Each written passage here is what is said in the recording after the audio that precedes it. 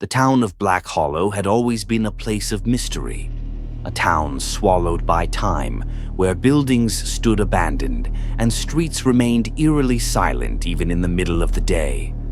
Locals spoke in hushed tones, avoiding certain roads at night, whispering prayers under their breath whenever someone mentioned the Shadow King. It was a name few dared to say aloud, a legend that had persisted for centuries, passed down through generations. Some dismissed it as an old folk tale, a story to scare children into staying indoors after dark. Others, however, knew better. They had seen the shadows move where no light should have been. They had heard the whispers, soft, inviting, yet laced with something ancient and malevolent. People vanished in Black Hollow. Entire families disappeared overnight, leaving behind their belongings, their meals still sitting on the table, as if they had simply stepped into the darkness and never returned. No one ever found a body. No one ever heard from them again. Mira Kessler didn't believe in ghosts. She was a journalist, a skeptic who only followed cold, hard facts.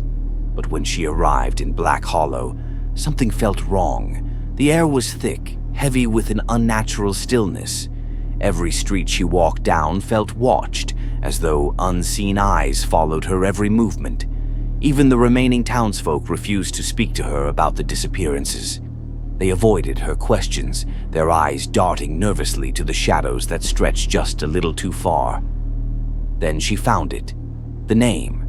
It was carved into every abandoned house, etched into the stone of the town's old chapel, scratched into the wood of empty school desks. The Shadow King is watching. The words sent an icy chill down her spine. That night, the whispering began.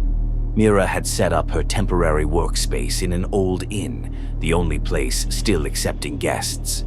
She sat by the dim glow of her laptop, typing notes about her research when she heard it. A whisper, soft, hollow, right behind her. "Mira." She froze, her fingers hovering over the keyboard. Her breath caught in her throat. Slowly she turned, but there was no one there. The room was empty. The silence stretched on, suffocating, pressing against her ears like cotton. And then, just as she was about to dismiss it as exhaustion, her reflection in the window changed. There, standing just behind her, was a figure, tall, dark, faceless, and it was staring at her. Mira's scream caught in her throat as she spun around, but the room was empty. Her heart pounded against her ribs, her hands clammy as she stepped back from the window. She could still feel it, a presence, a heavy, oppressive force watching her from the shadows. The whispers returned, soft, constant, crawling into her mind. She barely slept that night. Every time she closed her eyes, she felt something standing just beyond her vision.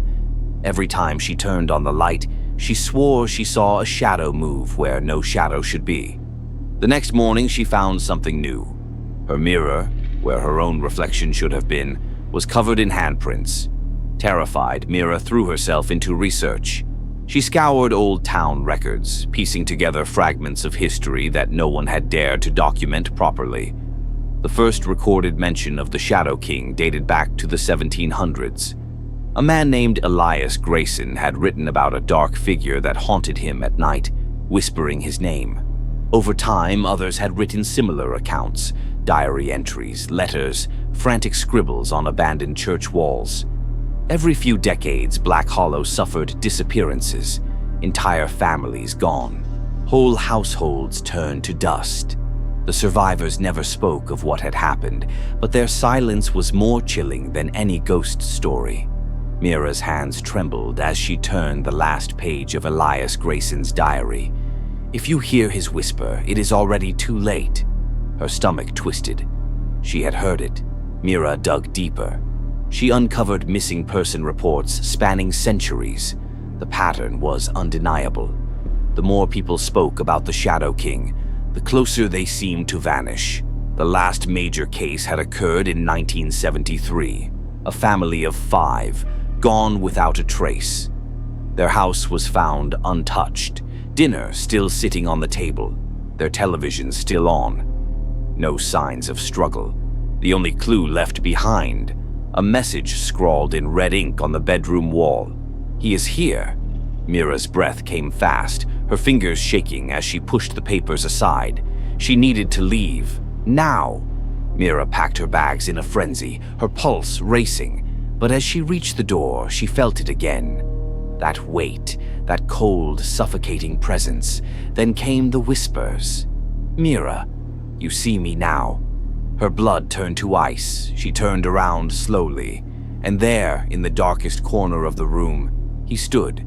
Tall, hollow, a void where no light could exist, his arms stretched toward her, shadows curling from his fingertips like smoke.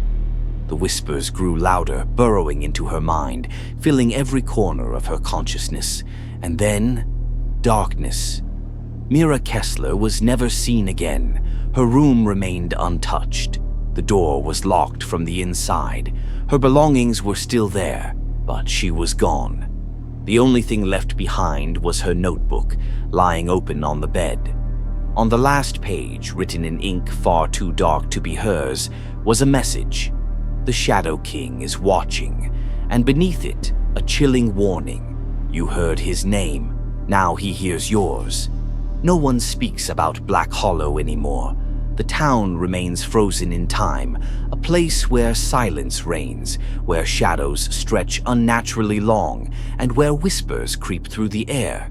Some say Mira Kessler still walks there, trapped between the light and the darkness, hearing the whispers for all eternity. Others believe she never left at all. They believe she became one of them, because the moment you hear the Shadow King's name, he hears yours too.